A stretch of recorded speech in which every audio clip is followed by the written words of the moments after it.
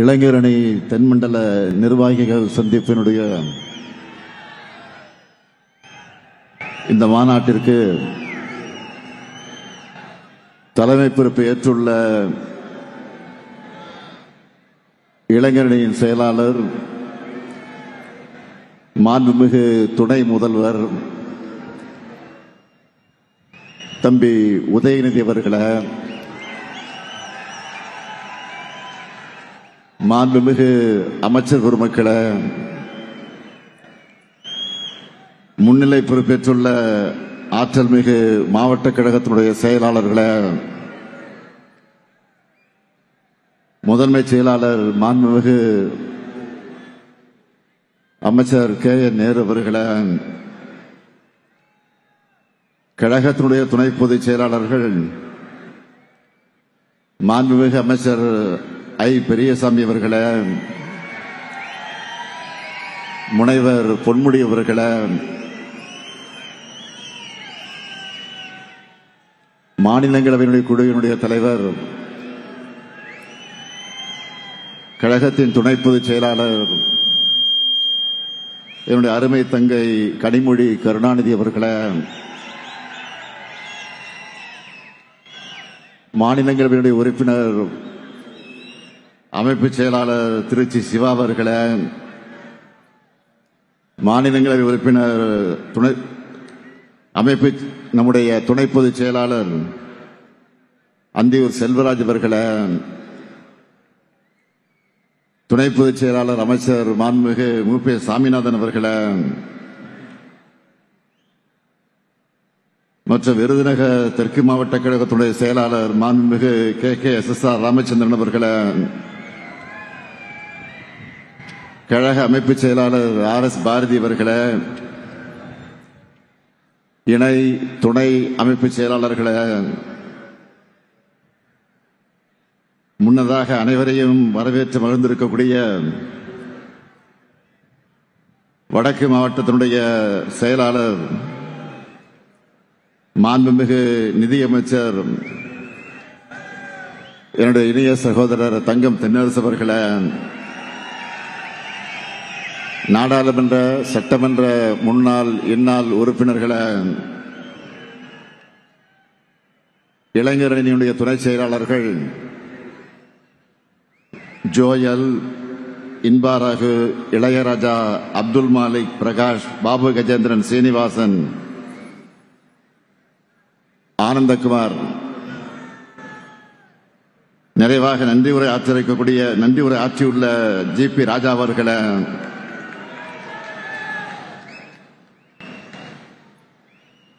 கடலென திரண்டிருக்கக்கூடிய அன்புக்குரிய கழக செயல் வீரர்களை, நண்பர்களை, ஈட்டி முனைகளாக மட்டுமல்ல இந்த நாட்டினுடைய திருப்பு முனைகளாகவும் காட்சியளித்துக் கொண்டிருக்கக்கூடிய என் பாசத்திற்கும் பேரன்பிற்கும் உரிய இளைஞரணியின் எண்ணரும் இனிய நண்பர்களே, என் உயிரோடு கலந்துள்ள தலைவர் கலைஞர் அவர்களின் உயிரினும் உயிரான அன்பு உடன்பிறப்புகளே, உங்கள் அனைவருக்கும் என்னுடைய அன்பான வணக்கம். இங்கே கூடியிருக்கக்கூடிய உங்களை எல்லாம் பார்க்கும்போது மற்றவர்களுக்கு என்ன தோணும்னா, திமுகனா பிரம்மாண்டம், அதிலே இளைஞரணினா பிரம்மாண்டம், இன்னும் சொன்னா உதயநிதினா அதைவிட பிரம்மாண்டம்.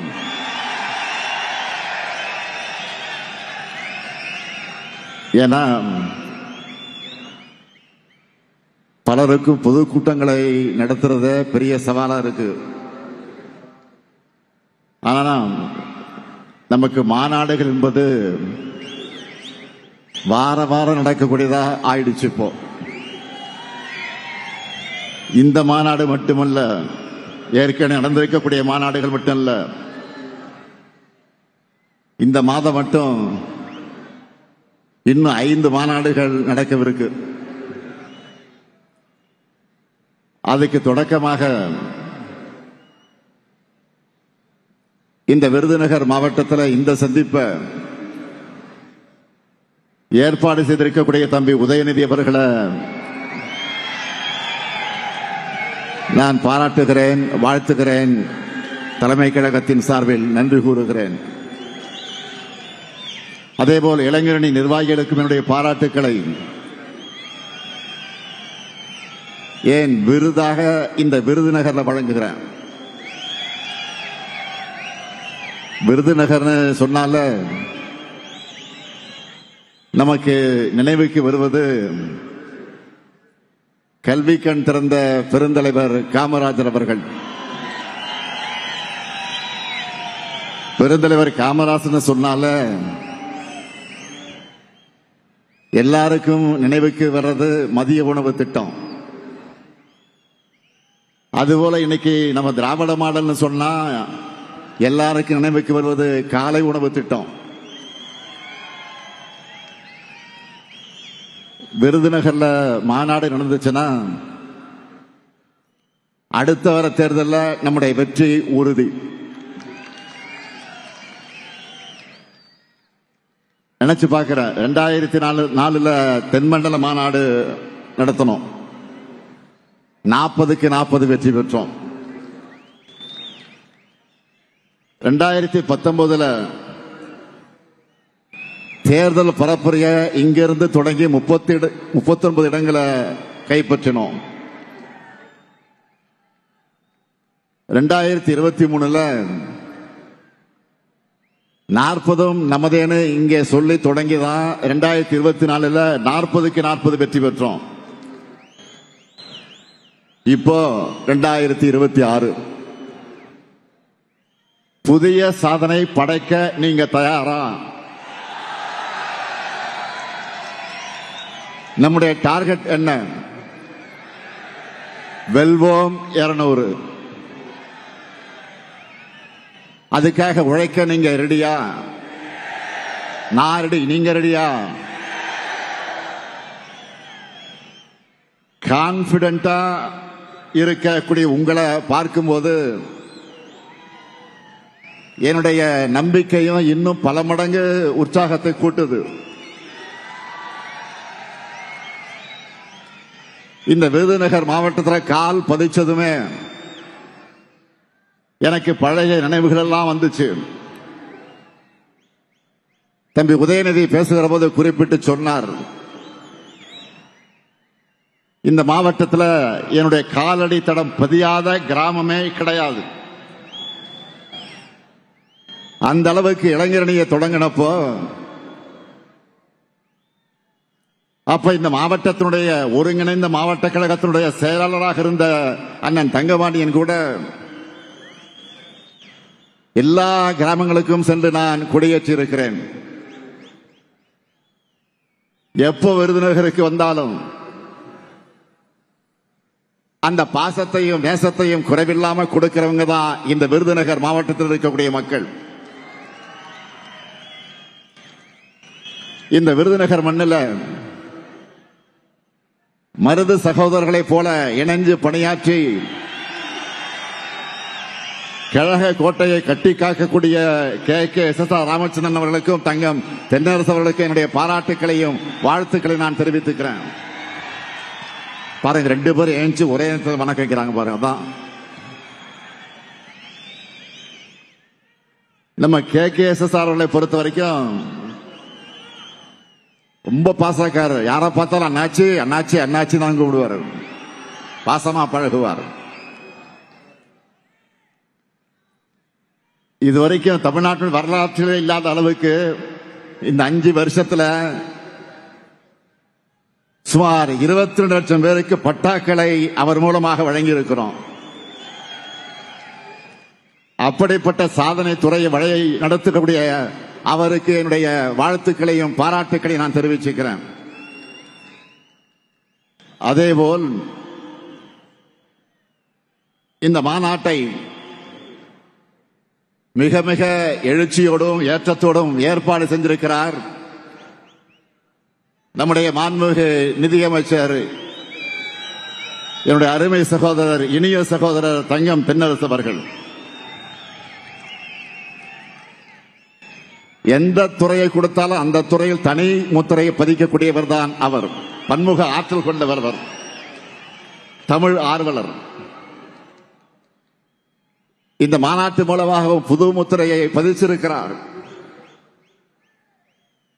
இங்க இருக்கக்கூடிய இளைஞரணியினர் இவங்க 2 பேரையும் பாருங்க. KKSSR சீனியர், தங்கம் தென்னரசு இளையவர். ஆனா 2 பேரும் ஒற்றுமையா ஒருத்தர்கிட்ட இருந்து ஒருத்தர் இணைந்து ஆக்கபூர்வமா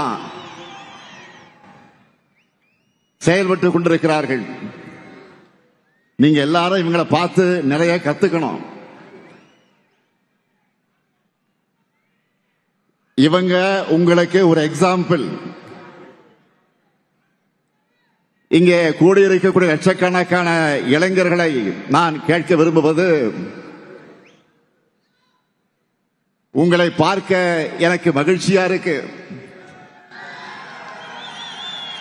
காரணம், நான் பார்த்து பார்த்து வளர்த்த இளைஞரணியில் இப்போ உங்களை எல்லாம் பார்க்கிறப்போ அந்த மகிழ்ச்சி டபுள் ஆகுது, ட்ரிபிள் ஆகுது. நம்ம திராவிட இனத்தினுடைய மேன்மைக்காக, தமிழ் மொழியினுடைய உயர்வுக்காக, தனித்துவமான தமிழ்நாட்டினுடைய வளர்ச்சிக்காக உங்களை எல்லாம் கொள்கை பிடிப்போடும் கழக பற்றோடும் வளர்த்தெடுக்கிறார் நம்முடைய இளைஞரணியின் செயலாளர் மாண்புமிகு துணை முதலமைச்சர் தம்பி உதயநிதி அவர்கள்.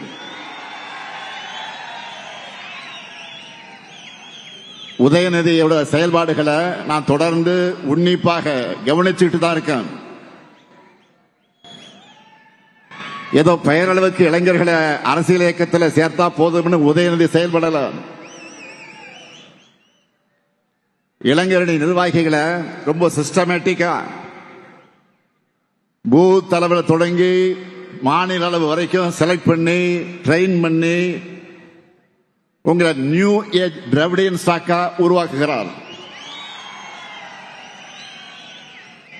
நீங்க ஒவ்வொருத்தரும் தந்தை பெரியாருடைய கொள்கை வாரிசுகள், பேரறிஞர் அண்ணாவுடைய கொள்கை வாரிசுகள், முத்தமிழறிஞர் தலைவர் கலைஞருடைய கொள்கை வாரிசுகள். நீங்க தான் அடுத்து நம்ம கழகத்தை தமிழ்நாட்டையும் காப்பாற்ற போறீங்க. நான் வருகிற வழியில செல்போனில் மாநாட்டு நிகழ்ச்சிகளை எல்லாம் கவனித்துக் கொண்டு வந்தேன். சிவா பேசிக் கொண்டிருந்தார். அவர் பேச்சை கேட்டபோது அதை நான் சொல்ல வேண்டும், நானும் அதை வலியுறுத்த வேண்டும் என்று முடிவு செய்துதான் இந்த மேடைக்கு வந்தேன். உங்களை எல்லாம் இந்த மாநாட்டுக்கு அழைப்பு விடுத்து நான் வெளியிட்ட வீடியோவில் 3 விஷயங்களை குறிப்பிட்டிருந்தேன். அதுல முதல் விஷயம்,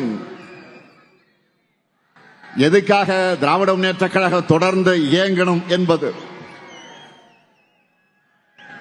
நம்முடைய அடிப்படை கொள்கைகள் என்ன? சமூக நீதி, சுயமரியாதை, மாநில சுயாட்சி, மொழி உணர்வு, இன உணர்வு. மொழி உணர்வையும் இன உணர்வையும் எடுத்துக்கிட்டா நம்முடைய தாய்மொழியான தமிழுக்கு பல்வேறு காலகட்டங்களில் ஆபத்து வந்தப்போ கடுமையாக போராடி தடுத்திருக்கிறோம். ஆனாலும் மும்மொழி கொள்கைங்கிற பெயர்ல இந்தி மொழியை திணிக்கக்கூடிய ஆபத்து இன்னைக்கும் நம்ம தலைக்கு மேல தொங்கக்கூடிய கத்தி இருக்கு, தொங்கிக்கிட்டு தான் இருக்கு. மொழி அழிச்சா நம்முடைய அடையாளத்தை அழிச்சிடலாம்னு நினைக்கிறாங்க. அதை முறியடிக்க நீங்க வேணும். அடுத்து முக்கியமான கொள்கை சமூக நீதி. நீங்க எல்லாரும் நல்லா படிச்சா எங்கே பெரிய அளவில் முன்னைக்கு வந்து அதை தொடர்ந்து டிகிரி வாங்கி இருப்பீங்க. உங்க அப்பா அம்மாக்கள்ல பலர் படிச்சிருப்பாங்க. ஆனா உங்க தாத்தா பாட்டி அவங்களுடைய நிலைமை என்னவா இருந்துச்சுன்னு நினைச்சு பாருங்க. நமக்கெல்லாம் கல்வி எதுக்குன்னு ஒதுக்கி வச்சிருந்தாங்க. வேலைகள்ல நமக்கு இடம் கிடைக்காது, இருக்காது. அந்த அநீதிய இடஒதுக்கீட்டால உடைச்சு சமூக நீதியை நிலைநிறுத்தணும். ஆனா இப்போ நீட் போன்ற தேர்வுகளை கொண்டு வர்றது பழைய நிலைமையை உண்டாக்குறாங்க. இதை தடுக்க உண்மையான வலிமை உள்ள ஒரே இயக்கம் நம்முடைய இயக்கம் தான். அதுக்கு தான் நீங்க வேணும். அடுத்து நம்ம உயிர் கொள்கை மாநில சுயாட்சி. மாநிலங்களுடைய கூட்டமைப்புக்கு தான் இந்தியா. இந்தியா என்பது ஒரு கூட்டமைப்பு.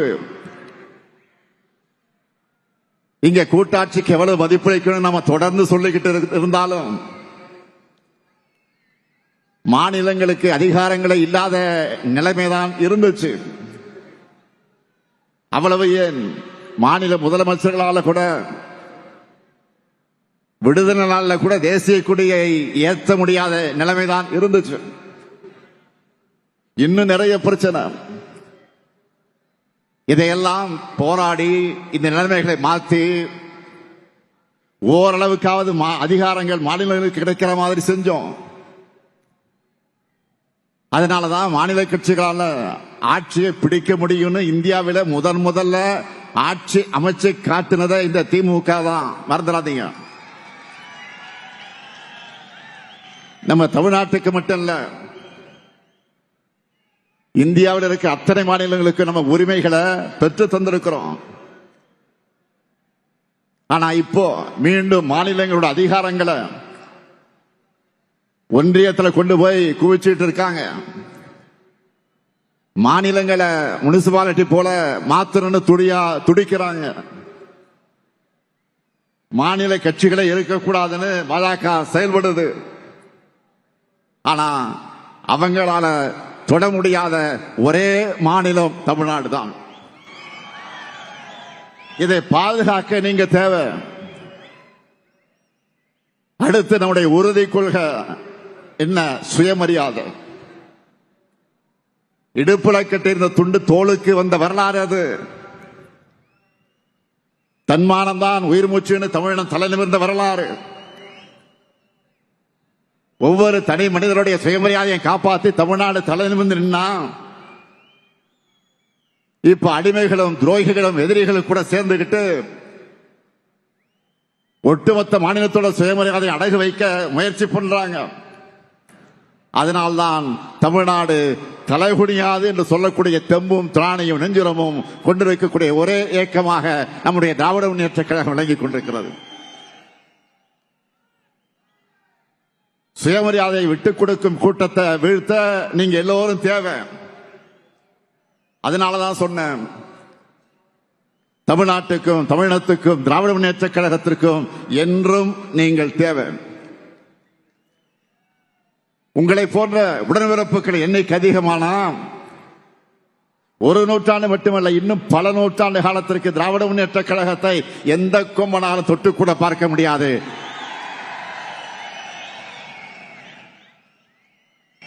இரண்டாவது விஷயம், நான் சொன்னது நேற்று நான் சொன்னேன்,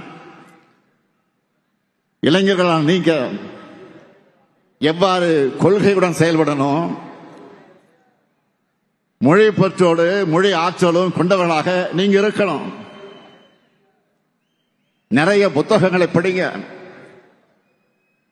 திராவிட இயக்க வரலாற்று சொல்லக்கூடிய யூடியூப் வீடியோக்களை பாருங்க. நம்ம இயக்கத்து அறிஞர்கள் பேச்சுக்களை கேளுங்க. பஸ்ல ரயில்ல டிராவல் பண்ணும்போது நீங்க தினமும் 1 மணி நேரம் அதற்காக செலவு பண்ணுங்க. உங்க சிந்தனைகளை கோர்வையா எழுதி பழகுங்க. யாரோ எழுதுனதை ஃபார்வர்டு செய்யறதை விட நீங்க எழுதுனதை அடுத்தவங்க ஃபார்வர்டு செய்யணும். அந்த அளவுக்கு நீங்க சிறப்பா எழுதணும். சிறு சிறு கூட்டங்களை பேசுங்க. சோசியல் மீடியாவில் பேசி வீடியோஸ் போடுங்க. கலந்துரையாடல் நடத்துங்க. பலதரப்பு மனிதர்களையும் சந்திச்சு உரையாடுங்க. கழகத்தின் கொள்கையை பரப்புங்க. நாம செஞ்ச சாதனைகளை எடுத்து சொல்லுங்க. இதெல்லாம் தான் கழகத்தையும் வளர்க்கும், உங்களையும் வளர்க்கும். நாம தான் 7வது முறையும் ஆட்சி அமைக்க போகிறோம்.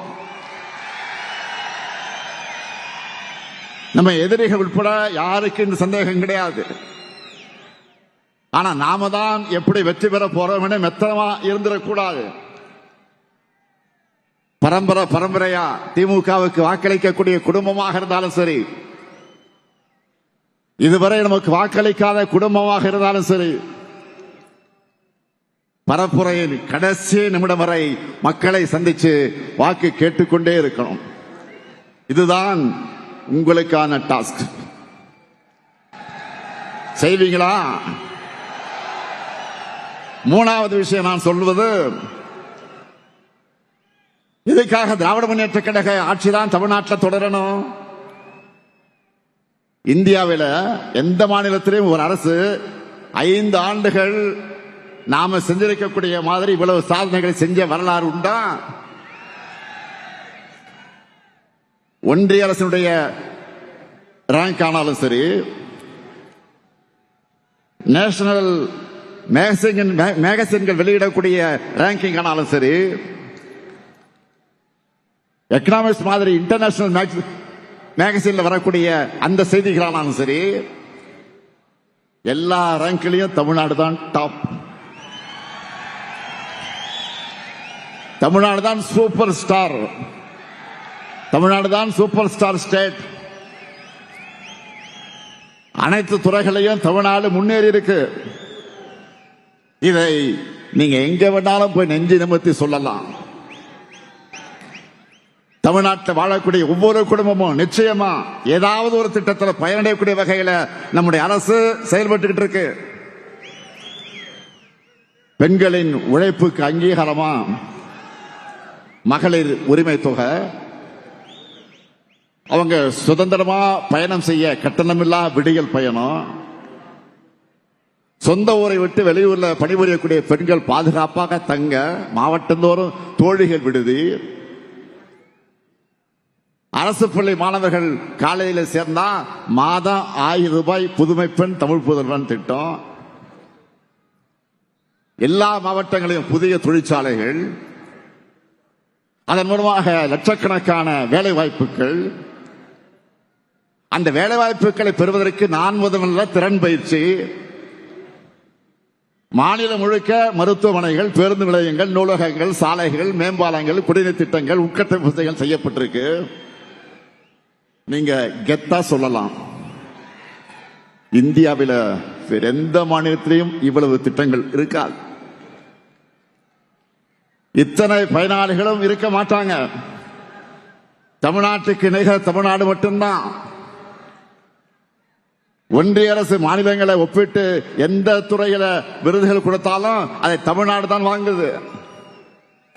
இப்படி எல்லாத்திலையும் நாம நம்பர் 1 இருந்தாலும் பட்ஜெட்னு வந்துட்டா நமக்கு ஒண்ணும் கிடையாது. இந்த ஆண்டு தேர்தலை மனசுல வச்சாவது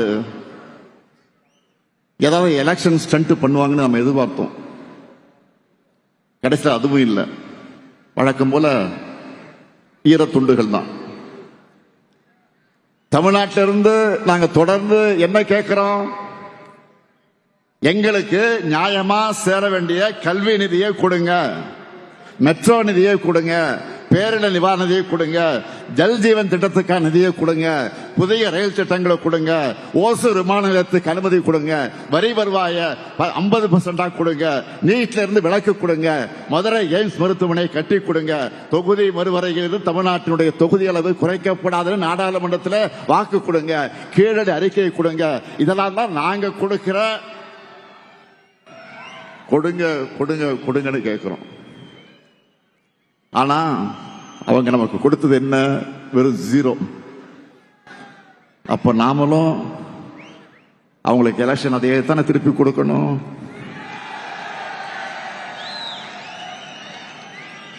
பாஜக மட்டுமில்லாம ஒட்டுமொத்தமா என்டிஏ கூட்டணியும் 2024 நாடாளுமன்ற தேர்தல் போலவே சட்டமன்ற தேர்தலையும் 0 ஆகணும். தமிழ்நாட்டுக்கு ஜீரோ சொன்ன ஒன்றிய அரசை எதிர்த்து குரல் கொடுக்காம பாஜகவுடைய கிளை செயலாளராக மாறி இருக்கிறார் எதிர்க்கட்சி தலைவர் பழனிசாமி. எடப்பாடி பழனிசாமி இப்ப முழுசா என்டிஏ பழனிசாமியாக மாறி இருக்கிறார். நானும் ரவுடி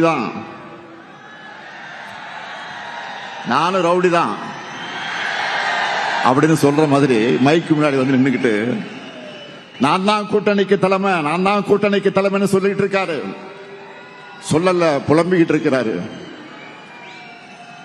இந்த நிலையில ஒரு வித்தியாசமான போராட்டத்தை இப்போ அவர் அறிவிச்சிருக்காரு. பாஜக அரசு கொண்டு வந்திருக்கக்கூடிய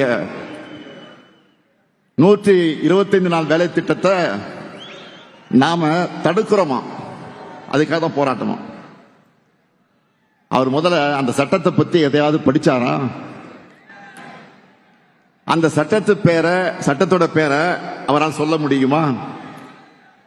அப்படி இருந்தா அவருடைய அறிக்கையில அதை ஏன் குறிப்பிடல? 100 நாள் வேலை என்பது உரிமையா இருந்தபோது அப்ப 50 நாள் கூட பாஜக அரசு வேலை தரல. இப்ப எப்படி 124 கொடுப்பாங்க? இதுல என்னன்னா இனி மாநில அரசு தான் 40 விழுக்காடு நிதியை தரணும்னு வேற மாத்தி இருக்கிறாங்க. இதெல்லாம் பழனிசாமி அவளுக்கு தெரியுமா தெரியாதா? என்ன சட்டம் என்ன திருத்தம் செஞ்சிருக்காங்கன்னு ஒண்ணுமே தெரியாம இவர் வந்தா 150 நாட்களுக்கு உயர்த்துவோம் வேற அறிவிச்சிருக்கிறாரு. ஓனரை மிஞ்சின லேபரா இருக்காரு பழனிசாமி அவர்கள். இப்போ அவங்க கூட்டணியில் இருக்க டிசைனை பாருங்க. அம்மையார் ஜெயலலிதாவுடைய மரணத்துக்கு பிறகு முதல்ல சசிகலா அவர்களை முதலமைச்சராக்க நினைச்சாங்க. அது முடியாம போன காரணத்தினால்தான் கூவத்தூர்ல வச்சு பழனிசாமி கொண்டு வந்தாங்க. தனக்கு பதவி கொடுத்தவங்களையே கட்சியிலிருந்து நீக்கினார் பழனிசாமி. போன எலெக்ஷன்ல பாத்தீங்கன்னா எல்லாரும் பிரிஞ்சு நின்னாங்க.